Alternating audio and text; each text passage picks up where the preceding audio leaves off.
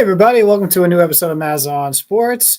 Obviously, this is a impromptu show. Just kind of wanted to jump on just for a quick moment, just for a quick bit and talk about the big news of the day, the big signing of the day. Obviously, 24 hours after the Mets lost Edwin Diaz to the Los Angeles Dodgers, Pete Alonso signs a 5-year, $155 million contract, $31 million a year with the Baltimore Orioles. So Pete Alonso, his 7-year tenure with the Mets, 7 years with the team, consistently on the field every single day.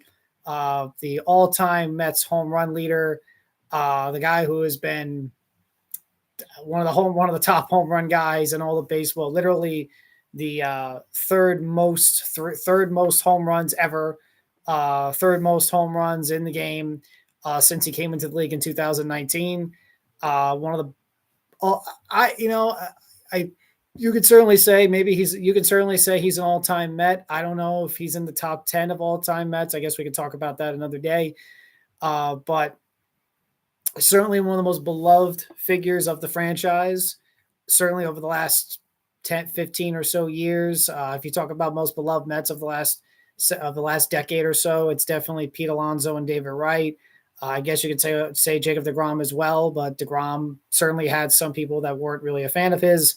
But certainly Pete Alonso is one of the most beloved players in the franchise over the past decade. And he leaves the Mets after 1 year after he opted out and was looking for a big contract that he wasn't able to get because of his struggles and inconsistencies in 2024. He settled for a 2-year contract with an option after this season with the New York Mets. He bet on himself again, and this time it paid off. He had a really good year. He did still have his inconsistencies sometimes, but overall he had a very good year. He had his highest batting average ever in his career, 272. He hit well over 125 or so RBIs. He hit 30-plus homers again. I mean, the guy has hit over 30-plus home runs every year since he's been in Major League Baseball. Obviously, the COVID season, obviously it was a 60-game season, but even then, in the COVID season, in the 60-game season in 2020, he was on pace in a 162 season that year. He still would have hit over 30 home runs he was on pace for. And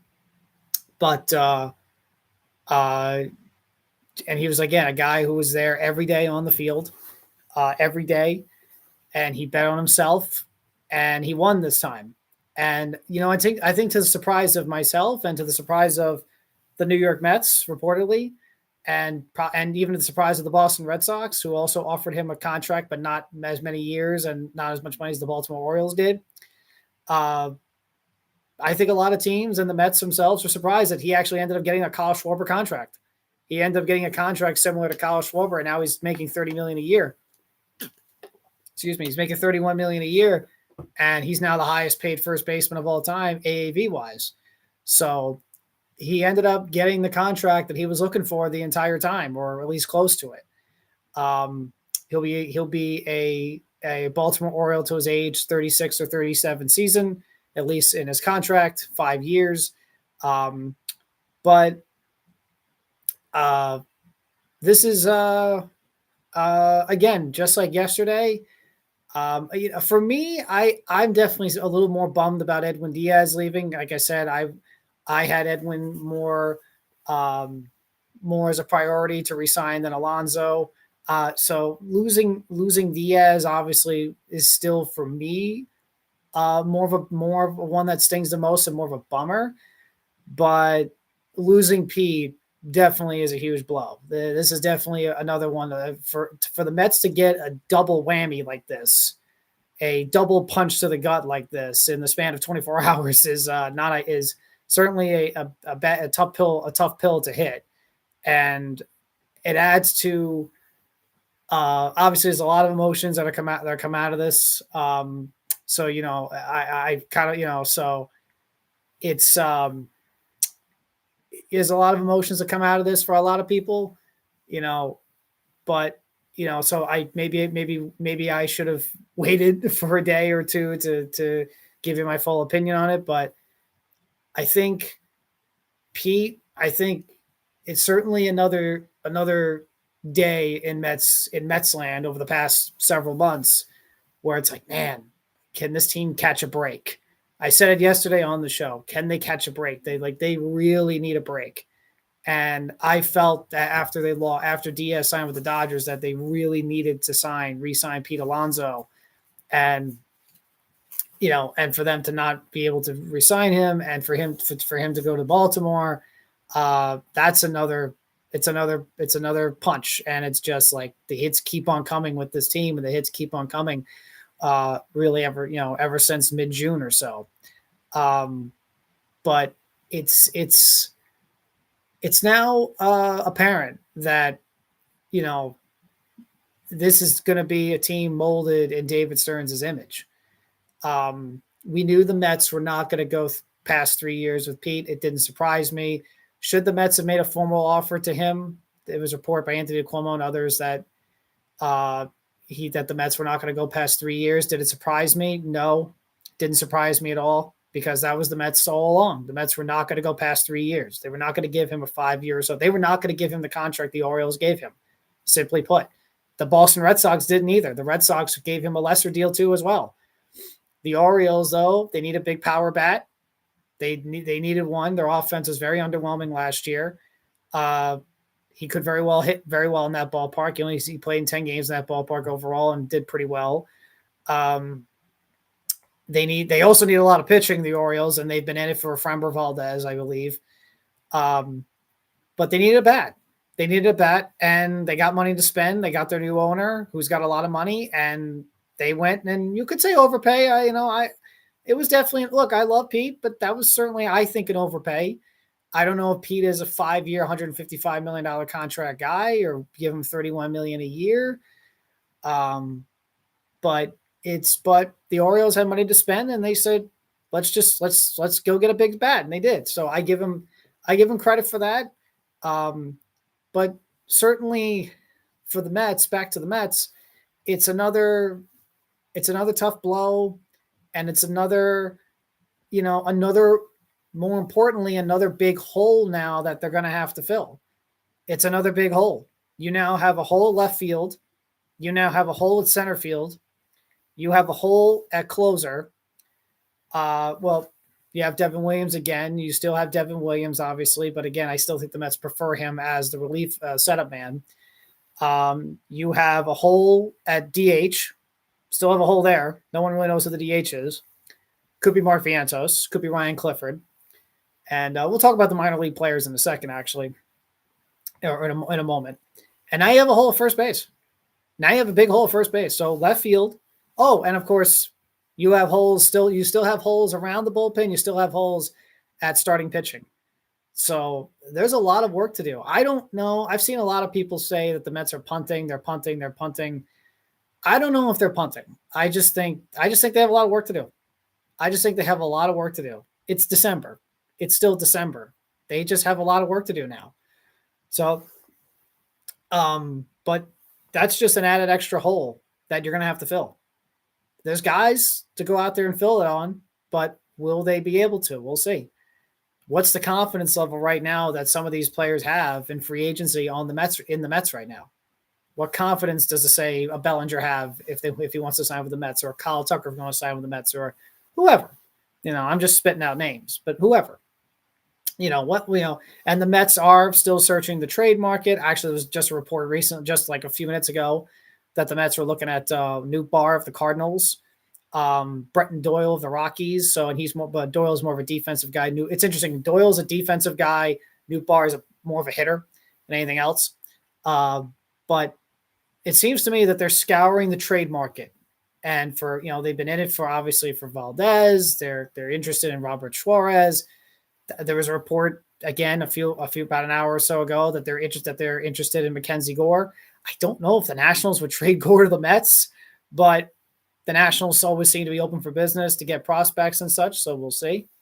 But the Mets are going to be active, I still think, to try to fill out as much of these holes as they can, but it's a lot of work. It's a lot of work. I respect the fact that the Mets looked at Alonso and were kind of honest. Look, the Mets clearly wanted Edwin Diaz back. Let's not get that twisted. They clearly wanted him back. And look, that to me was the right call. Edwin Diaz was a guy that was the top priority for the Mets. And to me, he should have been the top priority for the Mets. And he clearly was, but I just think Diaz said, I want to go play for the Dodgers. I want to go play for a team that's won back-to-back championships, give me the best chance to win a World Series. And look, I don't call that, I don't look at that and say, oh, he's ring chasing, whatever like that. Oh, he's such a jerk. You want to go win a World Series. That's fine. Look, the Dodgers have won back-to-back championships, and he gave you the best chance to win a World Series. And they're coming out and calling you, and you're like, yeah, I want to go over there. And that's perfectly fine. That's perfectly fine. But the Mets clearly wanted Edwin Diaz back more than they wanted Pete Alonso back. And I can understand. Markets for a first baseman is not what they used to be. As you say, Tatsuya Mai 17, Chris Davis, Ryan Howard, Cecil Fielder, Albert Pujols. Yeah, a lot of first basemen that got big money that didn't work out. I mean, the Baltimore Orioles, Chris Davis. And I love Chris Davis, by the way. I have his jersey, a 2013 American League All-Star jersey. Like, I loved Chris Davis. And, of course, Pujols was an incredible player. And Cecil Fielder, Prince Fielder, of course, I think you mean. Ryan Howard. Ryan Howard really was hurt with injuries, obviously. The day he tore his Achilles, I believe it was Achilles injury, the 2011, 2012 playoffs against the Cardinals. That was the day Howard's career just took a downward trajectory. And certainly he could have had a Hall of Fame career if not for that injury, I think. Ryan Howard was such a great hitter. But yeah, it's tough when you're a first baseman to find big money contract, unless your name is Freddie Freeman. Freddie Freeman is one of a kind. Freddie Freeman is the one exception because he's Freddie Freeman. He's one of the top hitters and players in the whole game period. He's top 5 or so. But, Pete is, and I love Pete, but he's not Freddie Freeman. So I respect the Mets for kind of saying, look, we love you, Pete, but we see a number in you, and we're not going to overpay for you. And look, Pete and I think they thought that Pete would have a kind of a similar market that he had last year. And honestly, it looked like he was. The Boston Red Sox, like I said, weren't really having the Boston Red Sox weren't really having overpaying, they didn't have a contract like that for him, but it was, so even the Red Sox were kind of like, I don't know, we'll give you 3 years. And then the Orioles said, we'll give you 5. We'll give you $155 million because we got money and we need a bat. That's a contract that might not age well for the Orioles, but we'll see. That's just me talking and reacting, but we'll find out in the next couple of years. But at the end of the day, for the Mets, it's still the big blow. That's your all-time home run leader. That's the guy who has been third in all baseball in home runs since he came into the league in 2019. That's a guy who's been beloved in the clubhouse. That's a guy that is beloved by the fan base. That's a guy who is, a slugger, a guy who fit New York really well and was fit Queens really well. It's still tough, and it's still, it leaves you baffling. And look, fans are pissed, and I can understand, rightfully so. They have every right to be pissed off. They have every right to be upset. Every right. You've seen 3 fan favorite players in a span of a few weeks, pretty much all gone. And 2 of them in the last 24 hours, all gone. And yeah, you have every right to be a little bit pissed. If you're a Met fan and you're infuriated and you're upset, you're frustrated, you want to cancel your season tickets, you don't want to go to the games anymore, you're upset at Stearns, he should be fired, you're upset at Cohen, he let you down, everything, all that stuff. I will let you have every right to feel that way because you expect better and you want more from the team. You want the team to be better, and you want to keep your homegrown players.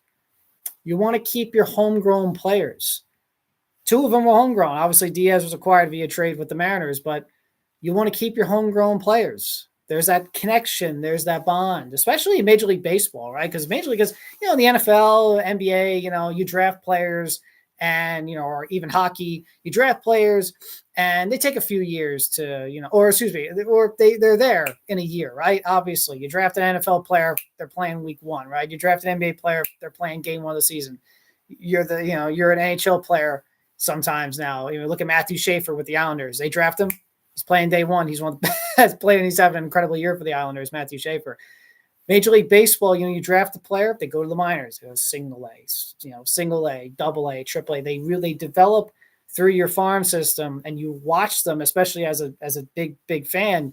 You watch them, and then you see them work their way up to the big leagues, and then you see them perform well. So you really, even before they play their first big league game, you grow an attachment to them. Pete was that guy. Brandon was that guy. Like, they developed through the minor leagues, and they came up in the big leagues, and you grew attached to them from day 1 because they were your guys, the core. They were your guys, and to see 2 of them leave, or one traded, the other one leaves in free agency, that is if you're a fan and you bought their jerseys. I got Pete Alonso's jersey. I have Edwin Diaz's jersey as well. But you buy those jerseys, you go to the games. I mean, you go to a Met game over the last 7 years, what's the jersey you saw the most? You saw Pete Alonso. You saw Pete Alonso.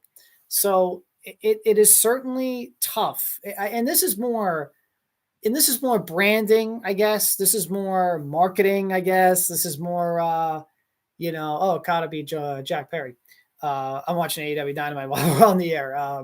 Actually, and if you guys didn't see it, Willow and Harley Cameron are the new Willow and Cameron are the new women's or the first ever women's world tag team champions in AEW. So I'm happy for that. I was rooting for Willow and Cameron to win those belts. Not that I love Tony and Mina Shirakawa. I love Tony Storm and Mina Shirakawa, but I felt like they didn't really need the belts. Felt like they're fine. They I don't think they really need the belt. They were the safe bet to win the belts, but I enjoy them. I love their work. But I thought it was cool that Willow and Cameron won. But anyway, it's tough to lose a homegrown players, and especially this quickly. That being said, that's more the business, the brand, I should say, the marketing, the fan connection, the get the jerseys. You're excited to, that's more excitement stuff, right? And this is where you have to look at it in the full picture. That's just looking at the glass half full. You do have to look at the full picture. This was a core that was together for 7 years. You know where I'm going with this. What did they win? With Pete Alonso, Brandon Edwin, Edwin Diaz. With Pete Alonso, Brandon Edwin, Edwin Diaz. Not saying it's all their fault. It's not all their fault. What did they win? What did they win? Let's go back. 2019, disaster of a season, and they missed the playoffs.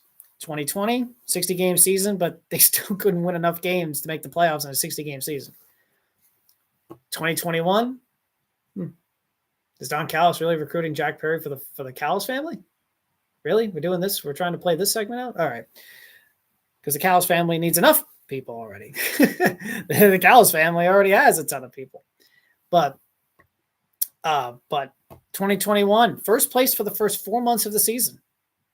Luis Rojas had, in his second year as manager, had the team in first place with like a lot of AA guys because the team had a lot of injuries that year. He had the team in first place for the first like 3 or 4 months of the season. They fell apart. And they ended up finishing, I think, like fourth. I think they ended up finishing fourth place. Let me double check that. Actually, standings. And of course, 2022, they bring in Buck Showalter and start. Their season was again really, really good. Third place, excuse me. They finished third place that year. But 2022, they get Buck Showalter. They win 101 games, but they don't win the division because they have a slightly 500 September, and the Atlanta Braves are just super hot, and they get swept by the Braves at the end of the year and in Atlanta, and they end up losing the division even though they won 101 games, and then they lost 2 out of 3 to the to the San Diego Padres. 2023 comes around. Diaz is hurt. Obviously, he misses that season after he gets hurt in the World Baseball Classic. And they have a frustrating year, miss the playoffs. 2024, they go on this ridiculously incredible run from June to the NLCS. And, they make the playoffs, have this incredible run. And then last year, best record in baseball for the first 2.5 or so months. And then from June 14th or onwards, it was a disaster, and they missed the playoffs. Collapsed and missed the playoffs after being 21 games over 500, having the best record in baseball. So that's probably one season of actual where you look at and go, wow, that's successful. If you want to say 2022, fine. So that's 2 seasons. But even still, a lot of people consider 2022 a massive disappointment because of how it ended. So, and that was with this core. Nimmo, that's been together since 2018, 2019. Nimmo, who's been there since 2016. Alonso, Diaz, who's been there since 2019. Jeff McNeil, who I think is still going to get traded. I know I saw a report from Tim Haley that said the Mets have discussed internally about Paul Goldschmidt and Jeff McNeil being slotted in at first base. I don't personally buy that, but we'll see, I guess. But I still think Jeff McNeil is going to be traded. But look, that's been the core for 7 years. That's been these guys for 7 years. At the end of the day, you got to win. I love Narco. I love Timmy Trumpet. It's a lot of fun. Winning is even better. I love Brandon Nimmo and the smiles and the hard work and, dedication, all that stuff. I want to win. Pete Alonso. Love Pete. Love his home runs. Love it when he got a walk-off and they ripped his shirt off. I love the music. I love his entrance music. It's like last year he came out to Layla. I love the home run derbies. I love his home runs. The home run he hit against the Brewers, in the wild card round. One of the biggest home runs in the history of this franchise. And that was his defining moment. I was so happy Pete got that moment, man. I am so happy he got that moment. I am so thrilled he got that moment. I really am. I am so happy he got that moment. Because if he didn't get that moment, boy, his run with the Mets would have been very shallow. Would have been very shallow. But he got that. And, he'll be forever remembered for that. Forever, and he'll be forever remembered for that. I want to win, though. And the Mets really haven't won with any of those 3 guys. They haven't really won. So, which leads to David Stearns. He's crafting the team in his image now. This is his team now. And yes, Steve Cohen has signed off on it. This is his team now. And he's going to build this team in his image. He has made it crystal clear. Pitching and defense. You can get on board with it. You can hate it all you want. You can hate it, or you can get on board the train. But the train's moving. And it's David Stearns' train. He wants pitching and defense. They're going to need a bat. They're going to need a bat, or 2 or 3. But he's focused on pitching and defense. And yeah, this team needs a lot of pitching. This team clearly needs a lot of pitching, both in the starting rotation and the bullpen. They need pitching. And he needs to go out and get a pitcher. The confidence in him and the trust in him from the fan base, yeah, it's at an all-time low. It's at an all-time low. And he's got a lot of work to do. But it is December. Spring training is pretty soon, 2 months away. But it's still just December. So he's got a lot of work to do. But this is a core that didn't win. And look, I don't speak for all Met fans.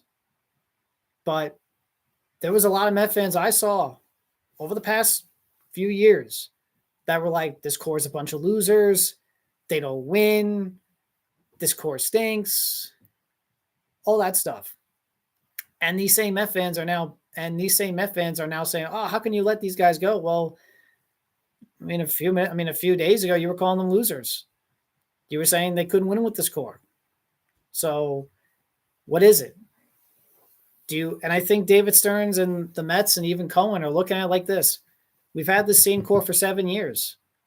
Really, for Cohen since 2021 and for Stearns since 2024. Remember, again, all these three guys, these are guys that were not around when Stearns and Cohen were around. Diaz was traded to the Mets under Brodie Van Wagenen and the Wilpons. Brandon Nimmo and Pete Alonso were drafted under the Wilpons, and I think both of them were Sandy Alderson. Sandy Alderson draft picks and under Jeff Wilpons and under the Wilpons ownership. Neither of these three are guys that were around, when Pete and Stearns were here.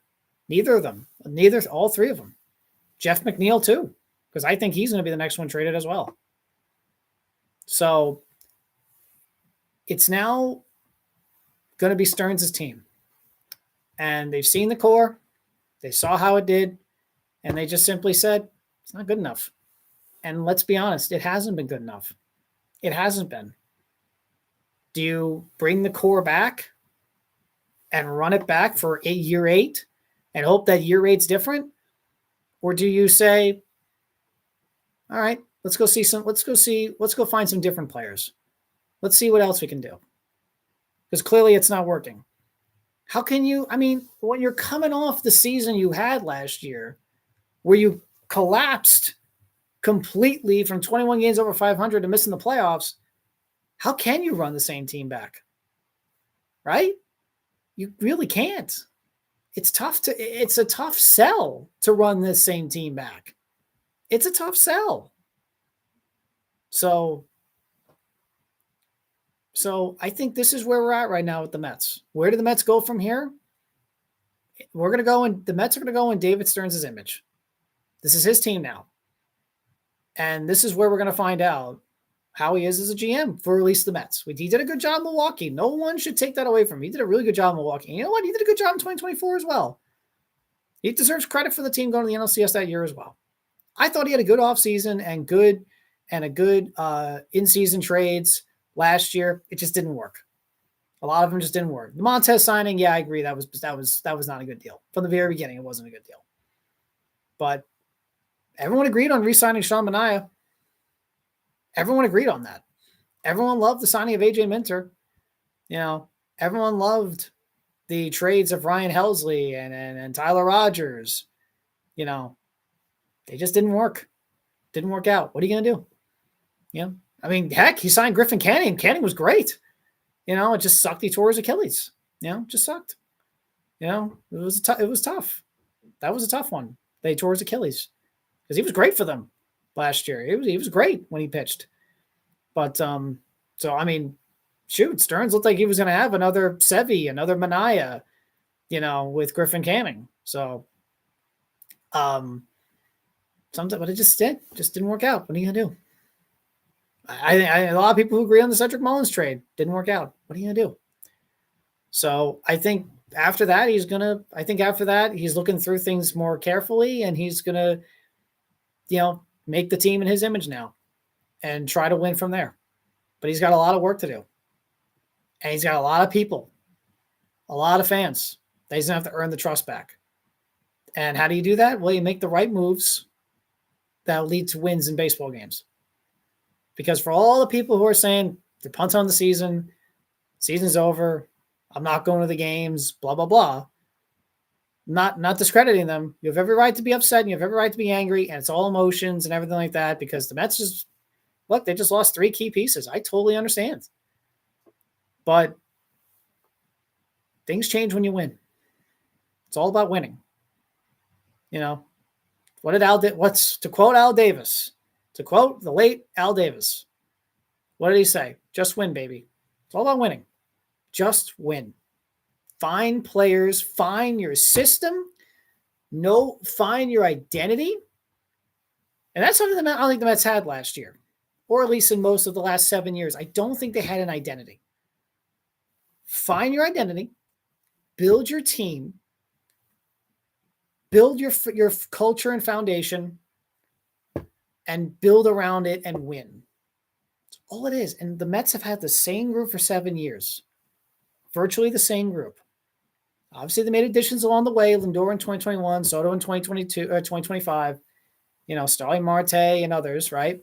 Manaea, right?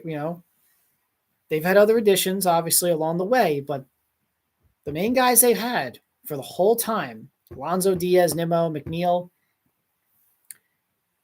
haven't won. Not consistently. Not consistently. So the Mets are now in a new part of their career, of their franchise's history, and it's in David Stearns' image. He's got a lot of work to do and a lot of holes to fill. A lot of work to do and a lot of holes to fill. It's tough to lose Pete, and I think the Mets would have been nice for the Mets to get him. I felt the Mets had to re-sign him. I did feel like the Mets would maybe throw a bone to the fans and try to get Pete Alonso back after Edwin Diaz, but they didn't.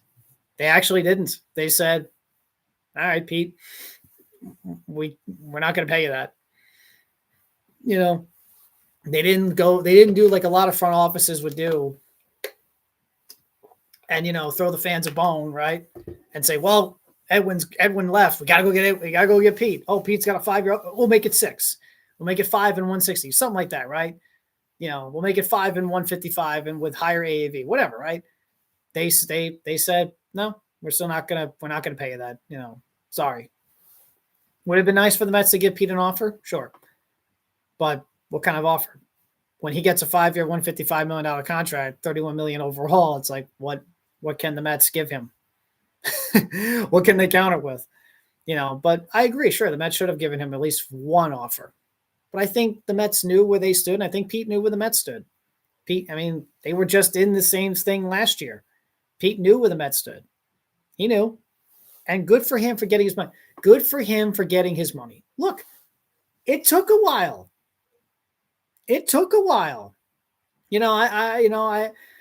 I've seen people saying, well, Pete bet on himself and all that stuff, and he won. Look, he did, but it took a few years. Look, the Mets offered him a 7-year contract. 7 years. Back during the spring and the summer of the 2023 season. And he rejected it, and he had a bad 2023 and a bad 2024. And everyone was saying he should have taken that deal. But then he came back this year, had a very good year overall, still had his inconsistencies here on out, but he still had a very good year. And he got the contract he was looking for. And I think everybody was shocked. I think a lot of people were shocked he got the contract he was looking for. Look, he's not a better player than Kyle Schwarber. I've seen, I don't think he is. I think Schwarber's a better player.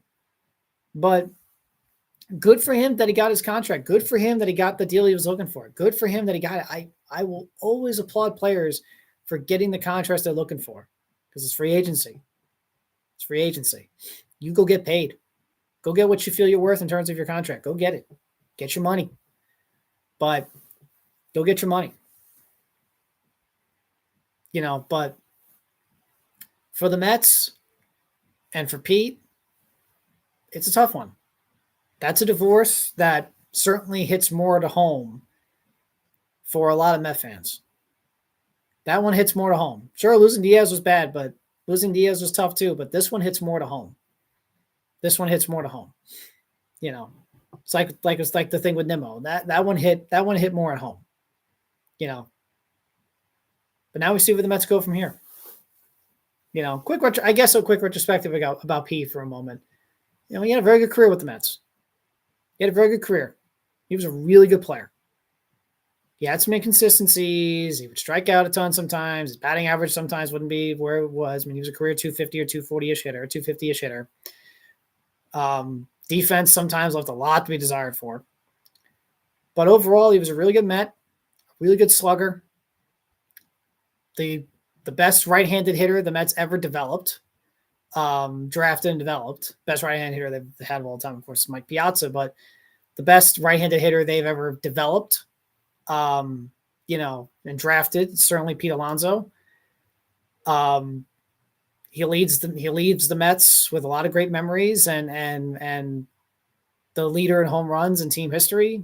And I think one day when his career is all said and done, I think he'll have his number retired at number 20 up in the rafters. He's the all-time leader in home runs, and he's still beloved by the fan base. I think that number 20, more so than number 9 in Nimmo, will be retired up in the rafters at Citi Field one day. I think it will be. I don't know if he's a Hall of Famer right now, but I'll tell you what, well, he certainly is on track. I mean, if he gets to 500 home runs, yeah, that's an automatic ticket to Cooperstown. And I think that I think will make Met fans, that I think will sting Met fans. To watch Pete Alonso hit his 500th home run in a different uniform. That will definitely sting Met fans because he's certainly on track to hit over 500 home runs. And that will be a ticket to Cooperstown. So it certainly hurts. So it'll certainly be a bummer when he hits his 500 home run wearing another uniform. That'll certainly be a bummer. But overall, all in all, he was a really good Met. He was a really good Met. And I had a lot of fun watching him for 7 years, and I root for him. I don't root against any player that leaves my favorite team. I don't. I don't. Oh, sure, if they go to a division rival, I guess it's a little different. But, all in all, I don't really root for a long time. I don't, I don't stop rooting for a player that leaves my team because it's like, hey, it's a business. It is what it is. I hope for the success of Edwin Diaz. I hope for the success of Brandon Nimmo. I hope for the success of Pete Alonso, et cetera. Et cetera. But I, of course, more importantly, I want the Mets to win. I want the Mets to field a good competitive team next year. I want the Mets to field a good competitive team next year. I think they can still field a competitive team next year, but David Stearns has a lot of work to do. This team will be in his image now. The core, 2019, it was from 2019 to last year. They had 7 years, and they weren't able to win. Is it all their fault? No, it's not all their fault. But it's clearly something was up that caused them to collapse in a few of these years or underachieved and underperformed, et cetera, right? In between 2022 and 2024, right? Before, in between, and last year, right? So it's now David Stearns' team. It's now going to be in his image. They need to win. They need to find guys who can help this team win baseball games. And if they do that, well, the same fans that are talking about leaving, that don't want to go to the games and are tired and are pissed off and frustrated, well, then they'll go to the games. They will then go to the games and win. When you win, they will go to the games. If you go, they will go to the games when you win. Just gotta find players and find a way to win. We'll see the moves they make. We will see the moves they make. Who's next to be traded? Is it David Peterson? Is it Kodai Senga? I think Jeff McNeil is certainly going to be traded. Who's next to get traded? Who will they bring in? Who will they sign? So we'll see. But it's certainly been a tough and last 24 hours for the New York Mets organization and the New York Mets fans, especially today with Pete Alonso leaving for the Baltimore Orioles. I went 40 minutes. Jeez, this is supposed to be a quick video. This is almost supposed to be a quick reaction video, and here I am rambling for 40 minutes. But I guess we'll do a couple of things. Lamar Jackson missed Ravens practice today, although actually it was a day off, so he's not in any. Harbaugh said it was an off day today, so it looks like it's nothing serious, obviously. This is, but that's another missed practice for him still on a Wednesday. He did practice limited practice limited last Wednesday. He practiced limited last Wednesday. But had to go get treatment after the practice. And then he missed practice on Thursday, until he practiced fully on Friday. So Lamar, obviously they're doing this. They're definitely trying to keep him healthy and keep him going, during practice weeks leading up to the game, not trying to push him too much. So obviously he should be on track. Obviously he'll play on Sunday, but obviously this is a big must win for the Ravens. They have to win this one. The Ravens got their Patriots and Packer games flexed. The Packer game is now a Saturday night game on December 27th, Saturday night, 8:00. And the Patriot game is a Sunday night game on December 21st. So they got those two games flexed in prime time now. after the they're both after the Bengal game. So if you're a Raven fan, well, enjoy. If you're a Raven fan out there, enjoy your 1:00 game this Sunday, because it might be the last 1:00 game we have of the season, because you got Patriot game Sunday night, Packer game Saturday night, and I assume that Steeler game, if the AFC North is on the line, that will also be a prime time whatever game. So Sunday night, whatever. So enjoy your 1:00 game this Sunday. It might be the last one we have for the rest of the season. It might be the last one we have this season. But so we'll see there. I a little off Ravens news in the NFL. I saw Phillip Rivers is officially back. Phillip Rivers is back for the Indianapolis Colts. They did sign him today. We'll be interested to see if he's starting on Sunday. It all looks like he will be. Okay. It looks like he will be starting for the Colts, but the Colts made it official. They signed Phillip Rivers.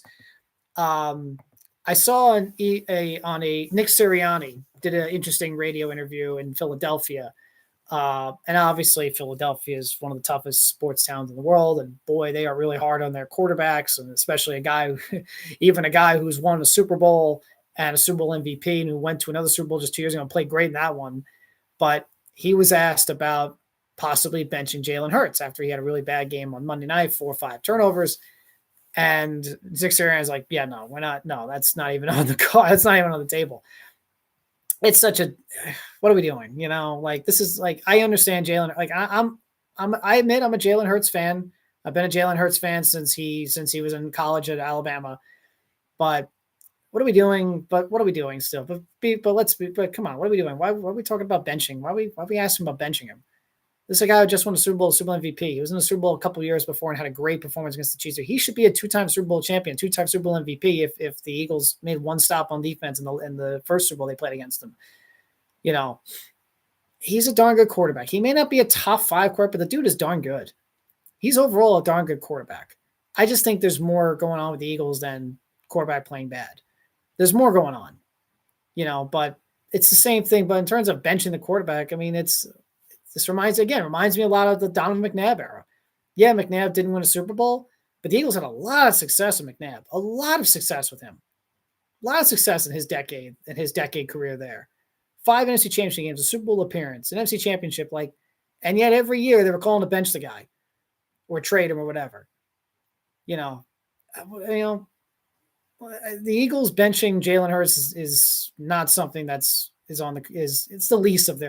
the least right now that they should be talking about in Philadelphia. The Eagles, they have a lot of things to fix, obviously, and they got 4 games left. But benching Jalen Hurts right now at all is just not ideal. This is still a darn good quarterback in the NFL. He's proven that. He's a proven winner.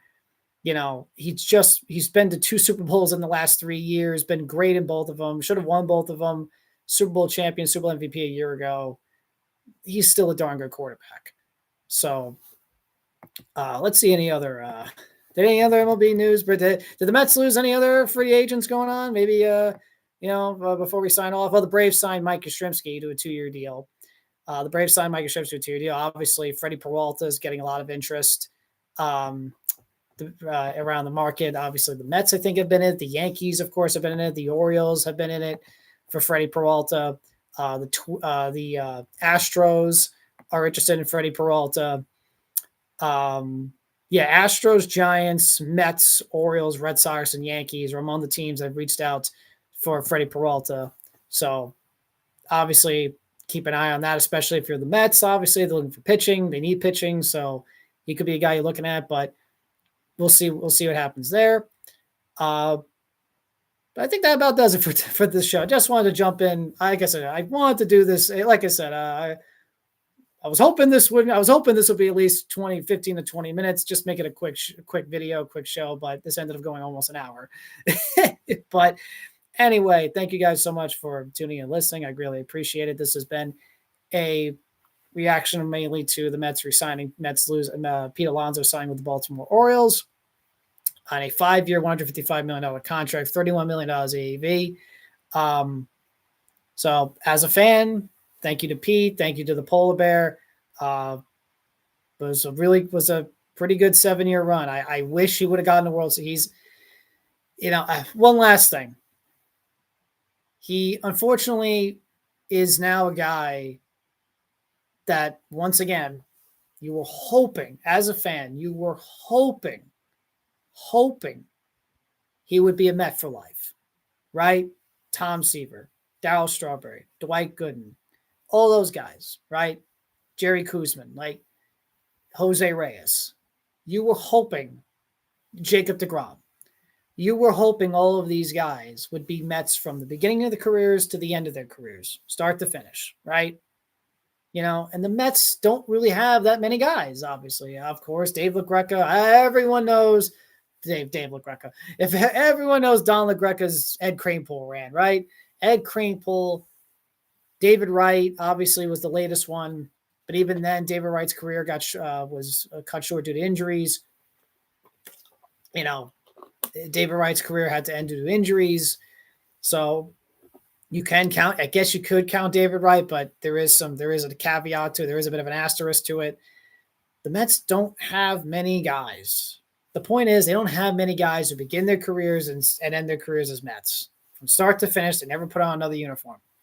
And sure, we're not in an era where guys play from start to finish. Albert Pujols spent a decade with the Angels before going back to the Cardinals. And he played a year with the Dodgers or a year or so with the Dodgers before going back to the Cardinals.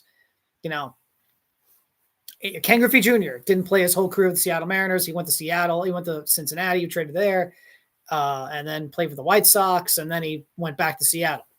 I know that's not how it is. I know we're not in that era, right?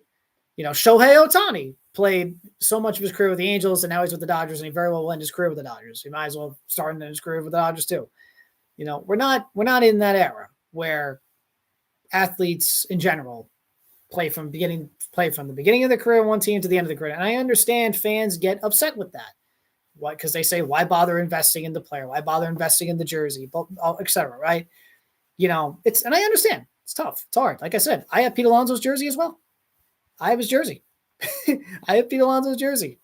I understand we're in that era, but the Mets have just, in their 60-plus year history, have not had much of any players that have began the career as Mets and have finished their career as Mets. And you were really hoping, especially after Jacob deGrom left in free agency a few years ago, you were hoping that Pete Alonso would be that guy.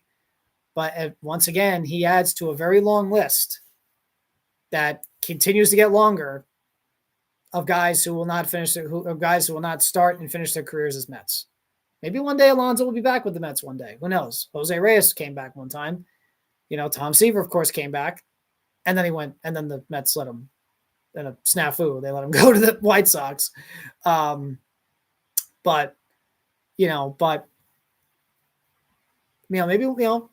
one day, but as of now, he's a Baltimore Oriole, and he'll no longer wear a Mets uniform. It just, that one obviously stinks too. But there's that, and there's that, and there's other things. But Pete was a darn good Met, and from one fan here, thanks for the memories. Thank you for 7 really good years. I wish he would have gotten a World Series. Like Mike Piazza, Mike Piazza and David Wright, and Jacob deGrom. Those are the 4 best players, in my opinion, in the history of this franchise that never won a World Series. Seaver, of course, won a World Series. Jerry Kuzman won a World Series. Doc and Darryl, of course, won World Series. Carter, Hernandez, all those guys. 4 best players in Mets history to never win a World Series, in my opinion. Piazza, David Wright, no particular order. Piazza, David Wright, Jacob deGrom, Pete Alonso. 4 best players, in my opinion, in the history of this franchise that never won a World Series with the Mets. All those are the 4. And Pete Alonso, and I wish Alonso would have gotten a World Series. He's another one that adds to that list. I wish Piazza would have gotten that World Series in 2000. I wish David Wright would have gotten that World Series in 2006, or even 2015. I wish deGrom would have gotten a World Series when he was just in his prime and just pitching amazing. but of course 2015 as well. I wish Pete would have gotten a World Series. I wish he did. It just sucks that these guys leave the Mets without a World Series ring on their fingers, and they deserved it. Piazza certainly definitely deserved the World Series ring. David Wright certainly deserved the World Series ring. DeGrom deserved the World Series ring, and Alonso certainly deserved the World Series ring. They all do, and I wish they would have gotten one because they deserved it. So thanks, Pete, for the memories. It was awesome, and I look forward to watch what you do in Baltimore. I think you'll do well with the Orioles overall. Obviously we'll see how the contract goes, and we'll see how that contract ages, but I hope he does well with the Orioles. I hope he hits a lot of home runs there and makes it. I love Baltimore. I love the Orioles. I love the city. So I hope he becomes a fan to the fans in Baltimore. You're getting a great guy who loves the game of baseball and who's going to hit a lot of home runs. So, and he's just a good overall dude. So I think he'll do just so. I wish him luck. I wish Diaz luck in Los Angeles. I wish Nimmo luck in Texas. And thanks for all the hard work and contributions to the team. I think they each had a good run with the Mets. All three of them had a good run with the Mets. I just wish those 7 years would have been better. I wish we had more 2022s and 2024s. I wish we had more seasons like 2022 and 2024. So, and to the New York Mets, got a lot of work to do. Just a lot of work to do. So, a lot of work to do for the Mets. But that'll be it for today's show. Again, thank you guys for tuning in and watching. I greatly appreciate it. Give this video a like, share, and subscribe. I will see you guys on Friday as we talk more NFL picks, and we'll talk Saturday night's main event between John Cena and Gunther. Lots to get it in there. And Cena's last match. Like I said, we'll do NFL picks. We'll talk more about the MLB offseason. We'll talk Thursday Night Football. But for now, thank you guys so much for tuning in, and have yourselves a great night.